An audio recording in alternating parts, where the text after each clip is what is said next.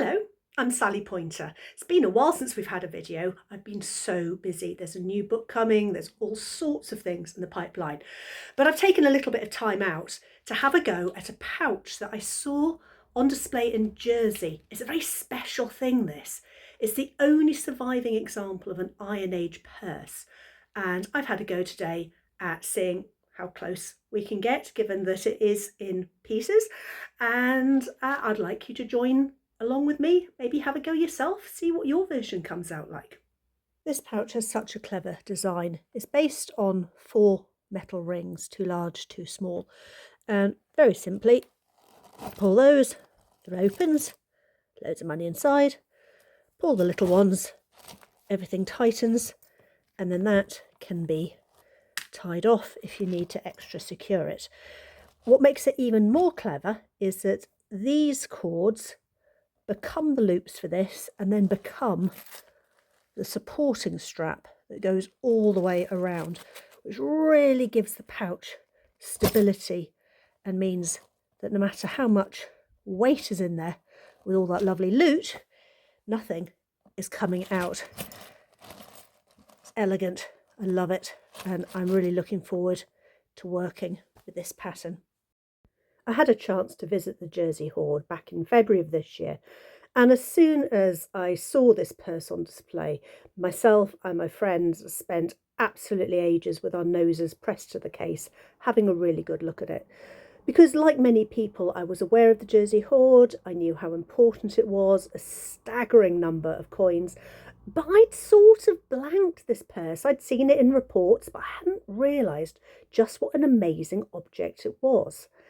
Now, it is in partly great condition, partly bad condition. The rings are very well preserved, so you can see 2 large rings, the 2 small rings, the braid and braid drawstrings survive very, very well. You can see on one side that they're looped in, the other side a little trickier to see, but there are big chunks of the purse that have just rotted away with time. Yeah, along the sides you can see the plaited elements, but again, not huge amounts of it. So there's a certain amount of guesswork to put this together. And I am not going to pretend that I've got my version absolutely right. What I've tried to do is work from my observations and work from the drawings that I made of the purse. I made a quick prototype this morning just to try and work out some of the notes that I'd made when I was looking at the hoard in the person. And if I've got this right, it's an incredibly clever construction. Now, my prototype does have an error. This bit should have been as long as this bit, so it doesn't quite do up the way it should. But I think I've got it. We start with a series of rings. There's a loop and loop braid, very straightforward to do, and something that we've seen on other Iron Age artifacts, which is threaded through the pouch, and then when it reaches the other side, it's looped into another ring, becomes a 4-strand braid, which supports the pouch, and in this case, I've even attached it to the pouch intrinsically because I thought that was more stable. Comes around to the other side, joins another big ring, becomes another set of loop and loop braid, which should go back through the pouch before it comes out the other end and into the rings. So incredibly clever, and it does result in something that's very, very structurally stable. I can see this being a really secure place to keep that hoard of coins. I used antler rings for my prototype, and actually I really like them, but the original does have bronze rings. These ones are modern jewellery findings. These are coppery bronze metal rings of no particular origin, the sort of thing you can buy in craft shops. I am planning ultimately to forge or cast some rings that are much, much more similar to the ones that are seen on the original, but I think for the moment this should do for my next mock-up, because I'm still working out the details of this. I want to make sure I've got the method absolutely right. These are going to look much more similar to the originals than my antler ones. They're still not quite, I think, as thick as the originals, but they're going to have the right feel. I think those are going to do very, very nicely. I have observed that the originals look very much like plumbing olives. You know what? Those might not be a terrible option if you want to have a go at this and you just want something that is cheap, easily available, and has a sort of similar profile. So the next thing to do is to set up this loop in loop braid, and it's going to go, rather than on the antler rings, it's going to go in this case onto the bronze rings. This type of leather braid has a very long history. This is the rope found around the neck of Tolland Man, one of the most famous bog bodies, and it's a really simple but elegant construction. It's also seen here around the arm of Old Croghan Man, an Irish bog body. So finding it on the Jersey Hoard just demonstrates that it has a really long lifespan and a very wide geographical reach. It's an elegant braid to make, and we're going to have a lot of fun working with it today. Most of the materials of this project are straightforward. I'm using a thin goat skin. It's very strong, it's quite thin, it's supple, and I'm going to trace around a plate which is very approximately 25-26 centimetres, or around 10.5 inches, to make the disc for the pouch itself. The exact measurement can vary a bit. To speed things up, I'm going to use ready cut thonging, but you can of course cut your own. Mine is 1/8 of an inch, which is vaguely 3mm, I think. Yep. And you're going to need a small chisel. Now the chisel I'm using is 5mm. So it's very slightly wider than the thonging, but not by very, very much. You're also going to need a hammer to whack it with and a cutting board to go underneath it. One job that you can get on with at any point is cutting the slots around the edge. Now, I'm using a 5mm chisel, so I think I need to hit this twice to give me a good size slot, and I'm spacing my slots about a thumb width apart. I'm not being too panicked about the precision, as long as it's close enough. Make sure you hit all the way through and put 2 cuts next to each other so that you get a big enough slot to allow the leather to go through it later. So measure again. There's 1, there's 2.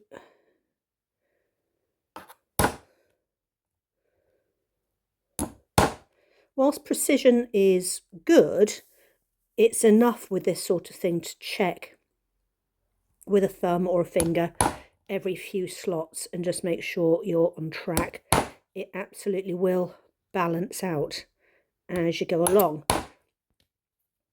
Don't go too close to the edge. You don't want to rip it out, but also you don't want to be so far down that you have a wasteful cut around the edges. So slots like this should do the trick very, very nicely. One thing that I did learn from my mock-up that I hadn't quite recognised was just how much thonging you're going to need for this. I've cut almost 5 meters of thonging for my second attempt, which I'm dividing into 2 parts, so 1 for each side. And yeah, start with about 2.5 meters a strip. You may need a little less. I think I might end up trimming some off at the end, but I definitely didn't have quite enough in my first installment. Having cut the thonging, and you can of course cut thonging from scratch, but I've used a bought thonging for evenness for this first version of this purse. The next thing to do is to put all the slots in that will allow us to make the loop in loop braiding. So let's start assembling. At first, it's going to seem like you've got an awful lot of thong on the go. So this is one roughly 2.5 meter piece. And the idea is that one of these rings is going to go onto here. And then this loop and loop braid is going to be formed to hold it all into place. So what we need to do is punch some holes. So I'm just going to mark with a thumbnail roughly where this starts so I can take this off. And from here, it's just a case of punching. So make sure your punch is as sharp as you can get it. Line it up as equally as you can. give it a good whack, and you should have gone straight through. Now we need to do this alternately. So the easiest way to do that is then use the side of the punch to mark the next spot, put a little dot in, do it again. I'm just going to do this a few times because you don't want to be watching me hammer things and it's annoying with the camera shaking. Now we can always put more holes in, but for starters, let's punch as many as pretty much cover the width of your disc. Remember, that's 1/2. We're going to leave little tiny gaps and maybe 2 widths, and then the same number of holes on the other side. That's where the ring will go. And then we can start lacing it together, and we can add more holes as we go along if we need to. The loop and loop braid is really straightforward, but there are a couple of things that are going to make it easier. One is some sort of awl. This is just a little bone one to help open those slots as you go along. And the other is cutting the ends of your thonging to a nice sharp point. So it's easy enough to start. You just drop your ring onto the center point. Check that everything lines up. All right. And then we're going to bring the bottom layer through the top layer each time. So top layer slot, just put a little wiggle into that so that I can get at it. Find the end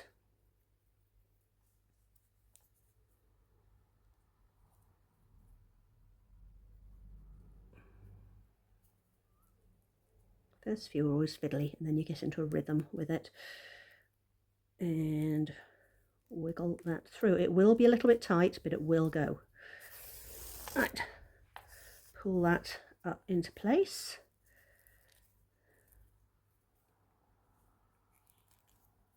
And that's number 1. Now this is the top bit. Yes, we're not too worried about the fact that that's wiggled.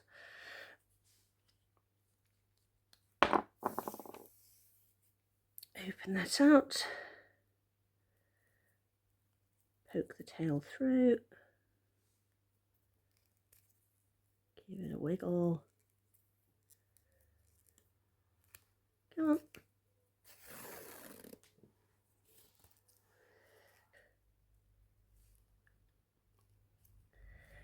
Find the next hole, give it a wiggle.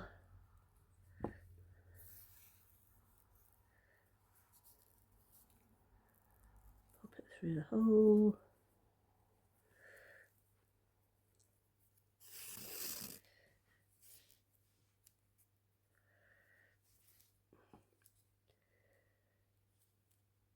Next hole.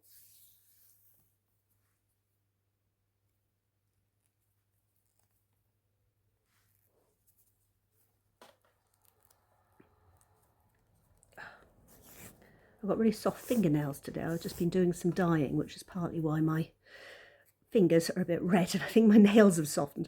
I'm finding it quite hard to grip. Anyway, there it is. It's coming along nicely.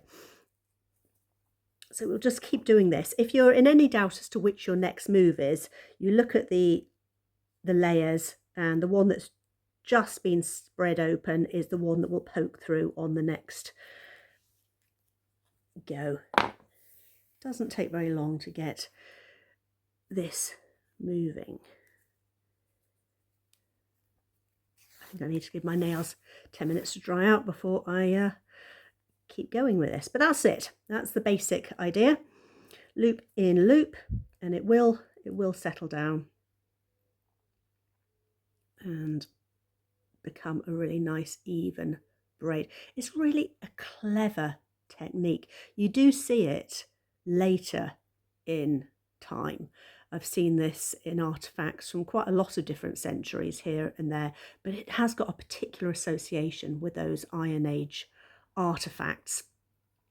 So I'm going to keep doing that until I get to the end of the holes that I've punched. Then we'll see where it sits on the circle of leather.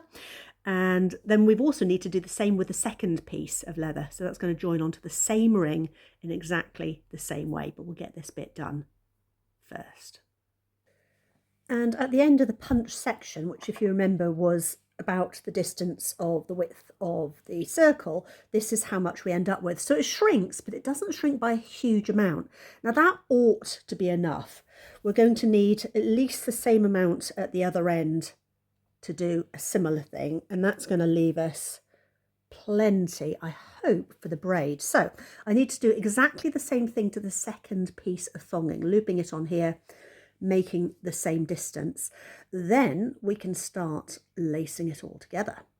So here's the second strand, just started to attach it. So it's exactly the same idea. We'll just keep doing the loop in loop and until we've got to the end of that first section. First set of thongs are attached completely to one ring. The ones on the other side will have to be tied off at the end, but this does make for a really elegant start where it's possible. The first two strings are done, the first two braids all joined onto one ring, and as we'd noted before, they've lost a little bit of length, but not massive amount. We need to make sure that we've got at least enough at the other end plus a tiny bit for finishing. So that's going to take that much. So around about there. If I double that back on itself, that leaves me roughly twice the width to do the braiding. I think that's all right. If I'm off, we'll adjust the numbers at the end, but I think that's okay. So the next thing that we need to do is run these strings through the slots that we made. So one side's going to go through one way, one's going to go around the other, and then when it comes out on the other side, we're going to attach the ring to it.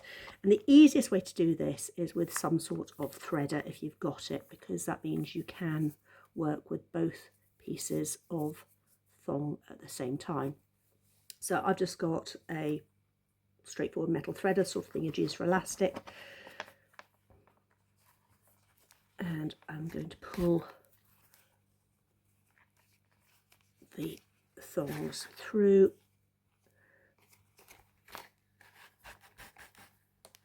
Make sure you don't get too tangled. Getting tangled is something I do very often, particularly when I'm filming and not paying proper attention. There we are. And we want to get round to the opposing side. Don't worry about tidying it up yet. We'll do all of that as we go along. Now you'll observe that when the braid is pulled all the way through, the bag doesn't sit totally open, but it doesn't need to. Mostly open is plenty big enough. Now we need to attach the ring so that it doesn't slide around, and I think the easiest way to do that is to use one of the remaining slots that you've got. And the likelihood is you've got a slot left over if you haven't easily done, and just poke the end of each thong through its corresponding slot. And this is slightly fiddly, so don't worry if it does take a few seconds to get everything lined up. It's worth it when you get there. Come on. There we go.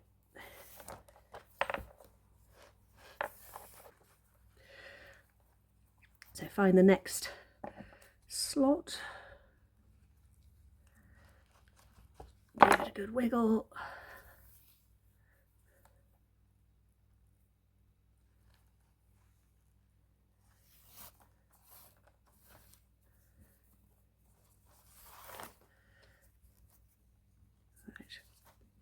might redo that end one. I've got a twist in it which I don't like the look of, but it's not the end of the world.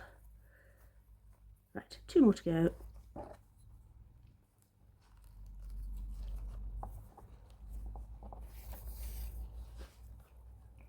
Sorry, I do keep drifting off the screen slightly doing this. It is one of those things that you end up looking far more at what you're doing than at the camera when you're filming something like this. And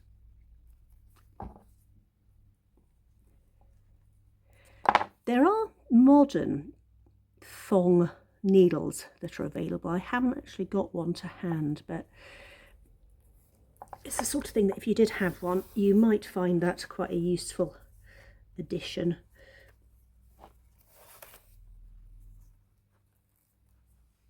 Right, one more to go. We are getting there.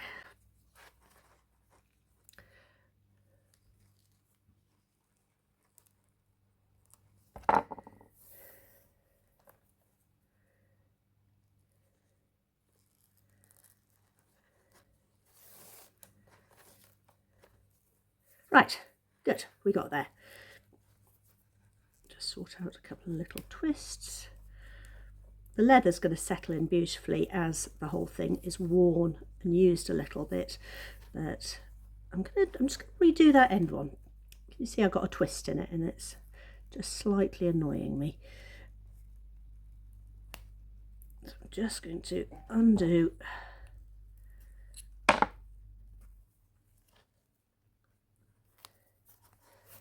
that bit. Give the leather a wriggle so it's not twisted.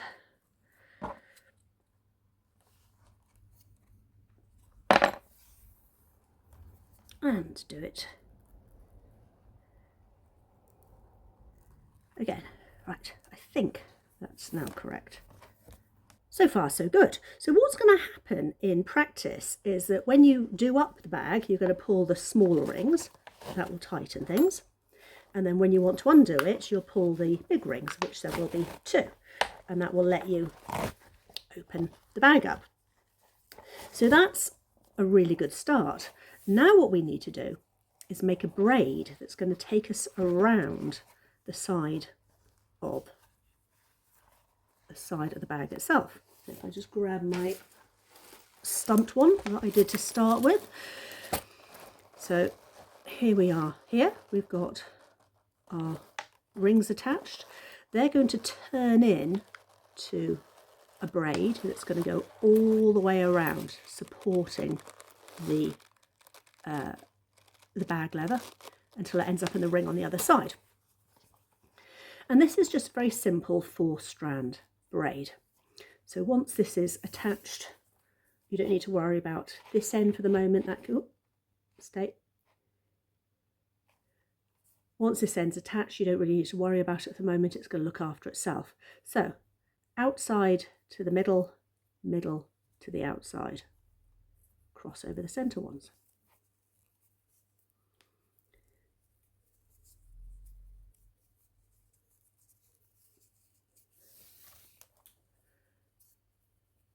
It's a very, very simple 4-strand braid.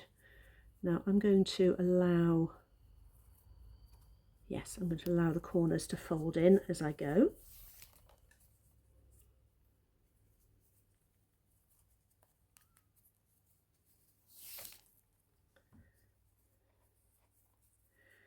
And remember that we need to leave a certain amount to do this on the other side. So if you're in any doubt about the amount of thonging you've got available, when you get part way through, do stop and check how it's going on. We know we had twice the diameter of the circle to make this braid, which should be about right. So it means that when I get to the bottom of the bag, I can do a quick check and just see if we're on track.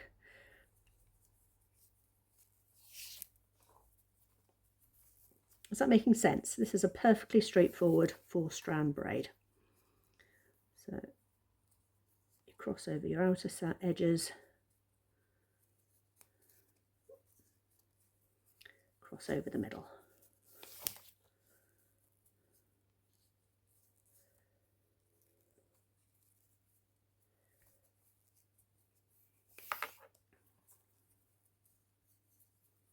And this bit should go quite fast. This isn't a difficult braid to do. Give it a wriggle every now and then. Sorry, I'm crashing into the camera, just to make sure everything is settled. The lovely thing about working with leather is that it's only going to get better as it ages, and anything that you're a little bit irregular with at this stage will usually age in gracefully. What I'm planning on doing is when I get to the very bottom of the bag is just catching this into place, and I'll do that by making 2 little tiny slots, that I can just thread one of these through. I need to be sure that I've got enough to do everything that I want to with this though. So when I checked my length, I took the liberty of making a little tiny mark on here, which is going to show me how much I've got left to go. And because I know that from there to the top is one length, yeah, I've got quite a bit of leeway left, so I think we're absolutely fine. I'm going to take a moment to find that center point. So I'm folding the bag in half and in half again. That's going to show me where the bottom is. I need a tiny little mark just so that I know where I'm going.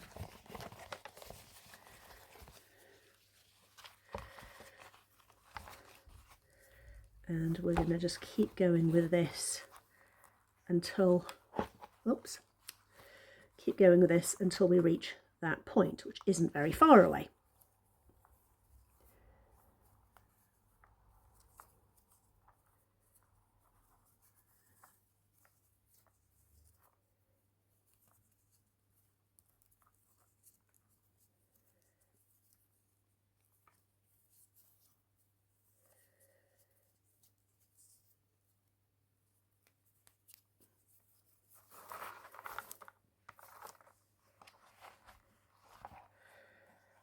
All right, so that spit is now just about level with this, and I think the piece to put through the strap is this one.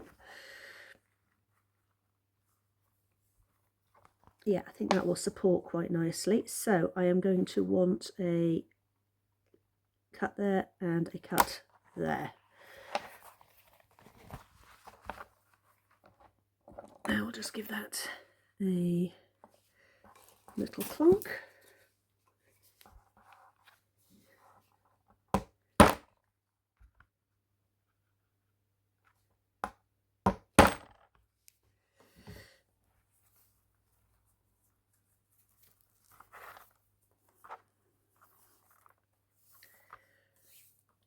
You probably don't have to do this bit, but I just like the idea of it really stabilising the whole thing.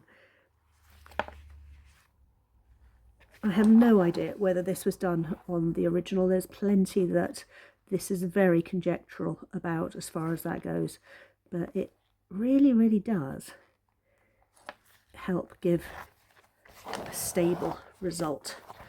All right, so having put that through, take a moment and make sure that everything is doing what it's supposed to do, because we want this just to go seamlessly on with the braid. There we are. And now I'm going to keep making the braid until I get to the other side. And then we're going to do exactly the same thing, but in reverse, to attach these. And then we're going to make some more of the braid. Clever, isn't it? If I'm right, and this is the construction that was used on the original, it's a really remarkably seamless piece of engineering that's elegant but really practical at the same time. So I'm going to do this bit and then we'll come back. Once the second half of the braid is equal in length to the first part, we need to attach the other ring. Now, if you remember how this looked with the slots and the thongs going through it, we're going to repeat that on the other side. But what we also want to do is make sure that this set of braids are anchored into place. So the braid has come through. I have put slots into everything. I think maybe I need just one more repeat of that to take up the slack. Yes. So this is going to just sit through the middle there. And then this is going to go on, and it needs to come out so that the thong then points back through this way. So we're going to come through from this side, Going to find our slot. Going to lace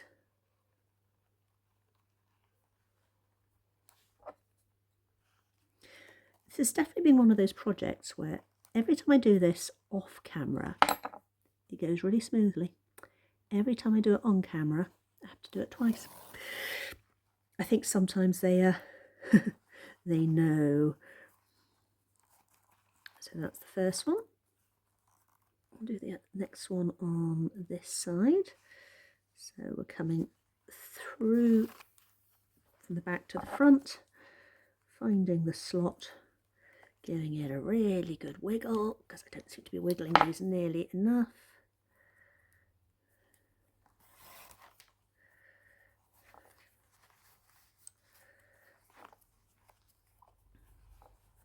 Good, 2 more to go.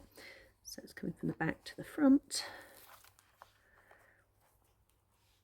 Find the slot that I made, give it a really good wiggle.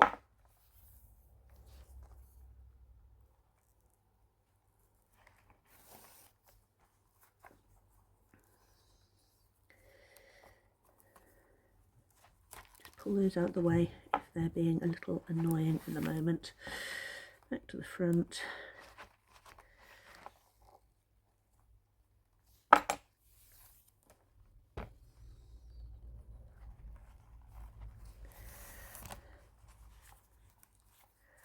All right, so home stretch.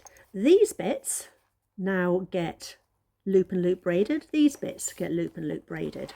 They are then going to come back through here in the opposite direction, threading through this bit here, this little gap when they get there, and that is going to give us a pouch that finishes. So those will pull that way, that and the other one will pull up.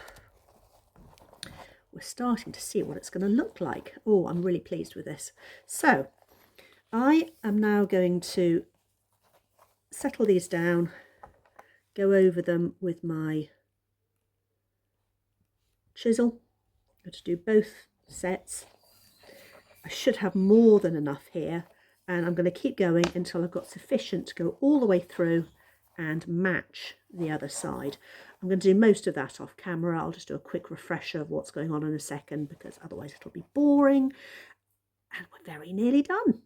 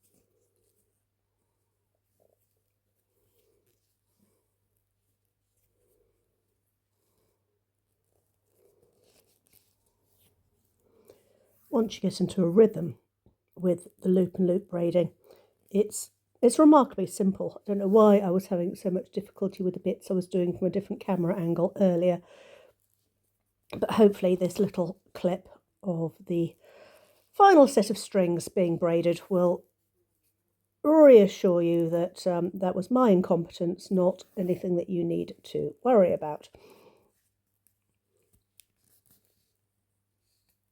And the overall effect is lovely. I love this braid. It's so easy to do, and once you get past the fiddly stage, you get something that really does work very, very well indeed. Braiding is done. This is as close as I can get it to the same length as the other side, and the most important thing is that both the strands here are the same length. So my next job is to run them back through here, making sure that they come out through here. They want to come out through that little gap there, and then we can attach the final ring. The braiding is done. This is as close as I can get it to the same length as the other side, and the most important thing is that both the strands here are the same length. So my next job is to run them back through here, making sure that they come out through here. They want to come out through that little gap there, and then we can attach the final ring. Now, attaching the final ring will look a little different to the other end, because with the other end we had no free ends to go. So I'm going to use a very similar tactic to the way we joined the larger rings.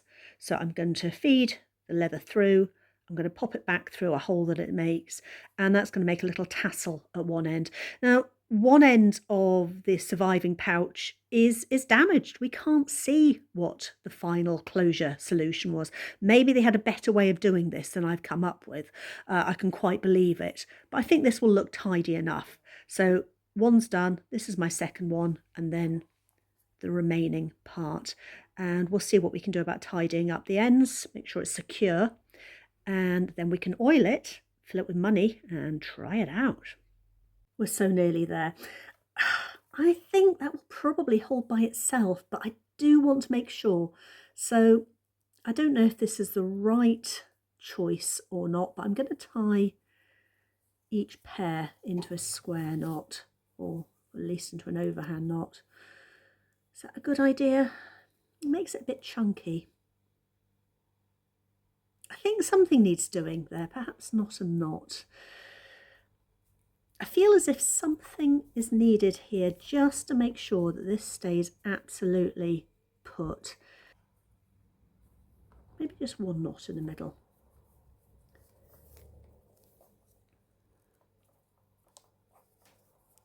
I'm not convinced by this stage. If you've got a better idea, do let me know. There must be a neater way of doing that. But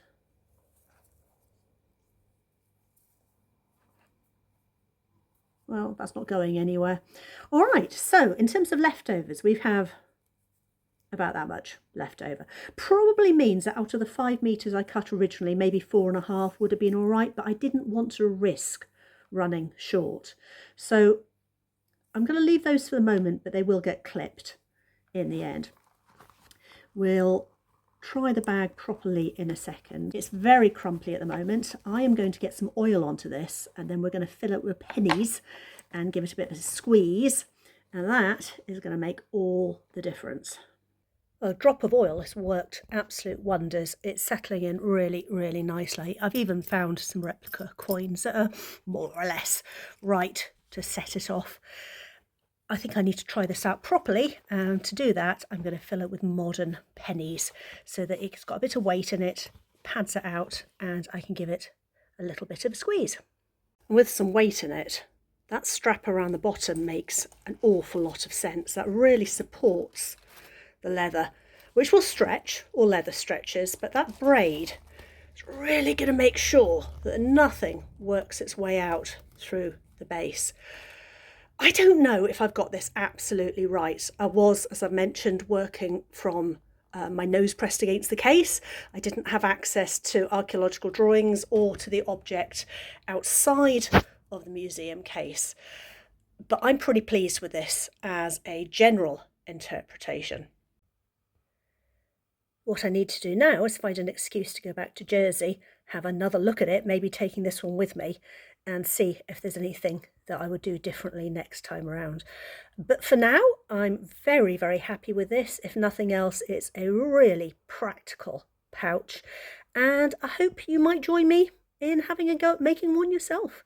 Let me know how you get on, particularly if you found a better way of finishing off that end there. It's okay, but I think maybe there's another way. I've just missed it. Perhaps I should have laced back through the holes in the braid a bit more. Not sure. Anyway, for now, that is a project that I'm really quite happy with.